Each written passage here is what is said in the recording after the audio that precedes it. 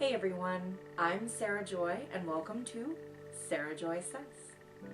Sarah Joy Says is my monthly vlog that supplements my blog on my website. If you haven't checked it out, check it out now. This month, in February of 2019, we are talking about practice. I do want to take this time now to talk about your personal practice, how to build that and how to make sure that it's working for you. We are very well intentioned when we start organizing our practice. Most of us would love to practice every day. And for some people, that works. That is probably not realistic for your lifestyle. It's not realistic for mine. What I have done instead is I choose 3 days a week, which works for just about everyone. For me, they are Monday, Wednesday, and Friday. For you, they may be Tuesday, Thursday, and Saturday, or Sunday, Tuesday, and Thursday, or Sunday, Wednesday, and Friday. You have the option to make them any days of the week that you want. We can all find moments in the day that we can put aside for ourselves in our practice. You can always find 5 minutes during your day that you are not doing something else. It could be while you're brushing your teeth or preparing your breakfast. It could also be 5 minutes before bedtime. During these 5 minutes, I like to choose one thing to work on. It could be a skill and refining that skill's technique, or it could be a combination that I've learned or put together. I like to only choose one thing because I think that it's really important to focus and use that 5 minutes to the best of my ability. A 5-minute practice is reasonable for anyone in any walk of life. What you'll do is once you start building the habit of doing 5 months, after a month or two, you'll be able to move up to 15 to 20 minutes.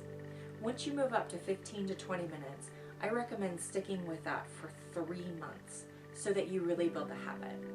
When we're doing this every other day, it takes a while for it to incorporate into our regular schedule. I love to break my practice down using songs. A typical song is 3 to 5 minutes long. I take each song and assign either a different movement, a different combination, or a different idea to it. If I'm drilling a movement, then I make sure that I do that movement for the full song. I drill it slowly at first and then increase in speed. I also like to vary the tempo because I find that it makes it a little more interesting for me and it helps me to ingrain varied tempo into my performance. When I'm drilling a combination, I start out by drilling a combination in its most basic form. I then add layers, levels, and arm pathways on top of it. When I'm practicing my improvisation, I like to assign an idea to the song. I pick a song that I know very well, and then I choose an idea. The idea could be really slow and intentional, or it could be find new arm pathways, or I could work on transitions through movements. My practice time is my playtime. I have a lot of fun with it. When I'm improvising, I like to have something to focus on so that I'm using the time to its fullest potential. This way I'm drilling new ideas and new concepts into my body. That's why I use a song that I know really well. It's really important for us to have structure as human beings. We function best when we know what is going to happen in a day. We also function best when we work in a framework. It's important that you celebrate your successes. You've been practicing for 3 weeks, 3 times a week. Great job. Now, what do you do to reward yourself? You have options. You can purchase something to reward yourself, although I don't advocate doing that a lot. You can take yourself out for your favorite meal. Maybe spend some time dancing to your favorite song, or you can post a video of the progress that you've made. There's absolutely nothing wrong with doing that, and honestly, I'll be cheering you on. I recommend using a chart with stickers to track your progress.